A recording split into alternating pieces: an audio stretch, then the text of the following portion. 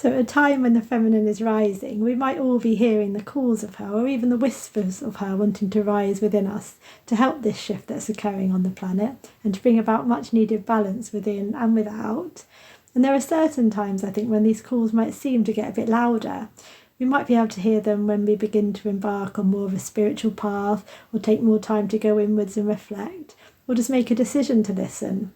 But I think there are also times, like rites of passage and times of transition, when it almost feels as though we enter into more of a sacred space, or the veil feels a bit thinner.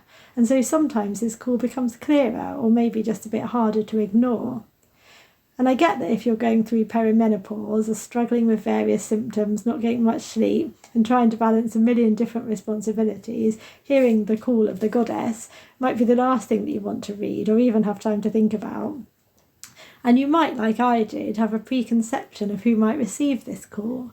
I definitely thought she only called on women who had time to meditate for hours, travel the world, and post beautiful pictures of themselves dancing naked under the moonlight. I definitely didn't think she'd have much use for a frazzled, hormonal single mum who barely had time for a shower in the mornings. Although I will admit I'm quite jealous of the role of the women I've just mentioned, I am grateful for their role in showing women the way, and I understand that we all have our different roles to play. So wherever we are, whatever we have going on, we're all just as important in allowing the return of the feminine and bringing back our connection to the earth, to our bodies and to each other, and re-establishing the much-needed balance between the healthy feminine and the healthy masculine within the world. Even frazzled perimenopausal women, in fact, especially frazzled perimenopausal women. Because perimenopause, it's a time of transition. It can be very much like a time in between, when our intuition may be heightened, a time for reflection, where our body is asking us to slow down, reflect on our lives, think about what we want to take with us to the next stage, as well as what we want to leave behind. And we might not feel we have time for any of this, and it might not yet be something that's socially acceptable in the West, but we may still feel these needs deep within us. And today we're living much longer. After menopause, we might have a big chunk of our lives left, perhaps without many of the responsibilities that we've had during our earlier years, or even now.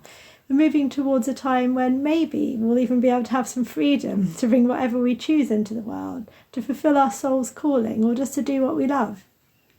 And in the West, there's this deep-rooted cultural belief, which we're moving away from, that still, I think, infiltrates, that women's power lies in the ability to procreate, that this beautiful, creative life force energy that all women have access to is only for making babies, so it has no use after menopause. But we all know this isn't true. And in some cultures, it's said that when women stop having periods, they hold all this energy within their womb, and that's why postmenopausal women are so powerful. So perhaps at perimenopause we can feel this power building up inside us, and we can hear the goddess calling for us to surrender to it, to release anything that might be holding us back from fully embracing this power. Because powerful, wise women with many years ahead of them, and also much life experience behind them, are in a perfect position to help bring this loving energy into the world. And I know that when you're struggling, the last thing you want to hear is that hot flashes of power surges and insomnia is for creative expression. And you're probably thinking that this must be come from someone who has no idea what it's like. But I just like to share what I've observed and experienced in case it does help anyone. So at age 44, when I just started to notice some physical changes associated with perimenopause, and also started supporting women at perimenopause, and I don't believe these things happen by coincidence, I experienced the call of the goddess, or an awakening of Shakti, Kundalini, feminine life force energy, in a very sudden way. As this force rose through my body, I experienced many physical symptoms, and I had no choice but to drastically change my life, heal many old wounds, and let many parts of me go. I found it quite hard to talk to people around me about it, as I didn't think people would understand, and I ended up feeling quite isolated. But then I discovered that while we were talking about our perimenopausal symptoms, if I added in some of the other things that were going on for me, but I changed the word Kundalini awakening to perimenopause and dumbed down my symptoms a bit, it seemed as though I had a lot more in common with women my age. We had a lot to talk about, and our experiences were actually quite similar. Through my experience, I had to learn to trust and surrender, to allow it to rip me apart and shed all the parts of me that weren't aligned. This force was so powerful I didn't have a choice. Although it was wonderful overall, it was scary and overwhelming, and I know I would have pushed it down if I could. I did try. But I noticed other women experience the desire to do the same that I was being called to do, but because of society's views, they were just blaming these desires on hormones, midlife crisis, crazy ideas, wondering who they were to suddenly follow their dreams.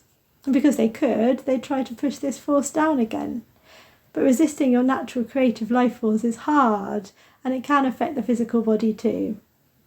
I'm a nurse as well, and I do live in the real world. I absolutely know that there are physical things going on within the body at perimenopause that are contributing to our symptoms. And I'm aware that our way of living is adding to these as well, with the amount of processed food, sugar, toxins, and so on. So I'm definitely not saying it's all to do with Shakti energy wanting to rise. But I also know from my experience that it's rarely just about the physical or spiritual or emotional. And if we look at one aspect but neglect another, we're missing a big part of everything and many opportunities for healing. So I'd just like this to be another perspective and something else to be aware of that might be part of what you're going through at perimenopause. So if you're feeling this call, I'd love you to know that it's not just your hormones. You're not crazy for wanting to follow your dreams or for feeling like you need to set better boundaries or not take any shit from people. And the world does need you to be fully you, to stand in your power and to be true to yourself, to let any creative energy you feel bubbling away to rise up, to take time, to let go, to rest, to surrender to this force that might feel scary at times, and to really nurture your body and soul while you're going through this massive transformation. Because you are needed in the world as a powerful, wise woman, and the goddess is calling you, and don't let anyone tell you otherwise. Even when you feel you're being pulled in all directions and you don't remember who you are anymore, she's there to help you to remember. And the more I think we recognise this and honour this as a transition, respect everything that we're all going through and give ourselves time, then the more we can help change things for generations to come.